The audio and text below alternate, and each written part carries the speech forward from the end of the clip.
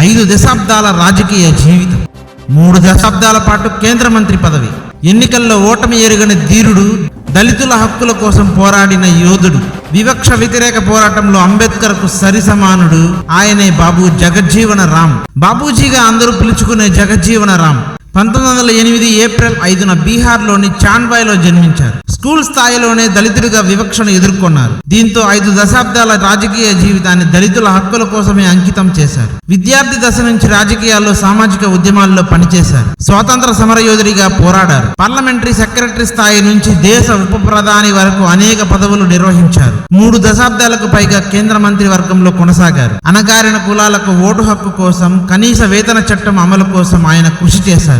విద్యార్థి దశ నుంచే గాంధీజీ అహింసా మార్గాన్ని ఫాలో అయ్యారు జగజ్జీవన రామ్. 1930లో సత్యాగ్రహ ఉద్యమంలో పాల్గొన్నారు. 27 ఏళ్ల వయసులోనే 1935లో బీహార్ శాసన మండలి సభ్యుడిగా పొలిటికల్ కెరీర్ ను ప్రారంభించారు. స్వాతంత్ర్యానికి ముందు ఏర్పడిన నెహ్రూ ప్రభుత్వంలో యంగెస్ట్ మినిస్టర్ గా ఉన్నారు. తర్వాత తొలి కేబినెట్ లో లేబర్ మినిస్టర్ గా పనిచేశారు. 1947లో జెనీవాలో ఇంటర్నేషనల్ లేబర్ ఆర్గనైజేషన్ నిర్వహించిన అంతర్జాతీయ కాన్ఫరెన్స్ లో పాల్గొన్నారు. 1971లో భారత్ పాక్ యుద్ధ సమయంలో రక్షణ మంత్రిగా ఉన్నారు. వ్యవసాయ శాఖ మంత్రిగా దేశంలో హరిత విప్లవం తీసుకురావడంలో కీలక పాత్ర పోషించారు. కాంగ్రెస్ కు ఇందిరాగాంధీకి విధేయుడిగా ఉన్నారు జగజ్జీవన రామ్. ఎమర్జెన్సీ సమయంలో ఇందిరాగాంధీని సపోర్ట్ చేశారు. 1977లో కాంగ్రెస్ ని విడిచిపెట్టి కాంగ్రెస్ ఫర్ డెమోక్రసీ పార్టీని స్థాపించారు. తర్వాత దాన్ని జనతా పార్టీలో విలీనం చేశారు. 1936 నుంచి 1986 వరకు పార్లమెంట్ సభ్యుడిగా కొనసాగి వరల్డ్ రికార్డ్ క్రియేట్ చేశారు. 30 ఏళ్ల పాటు కేంద్ర మంత్రి పదవిగా పనిచేయడం కూడా ఒక రికార్డే. ఎన్ని పదవులు అలంకరించిన ప్రధాని పీఠాన్ని ఎక్కాలన్న ఆయన కళ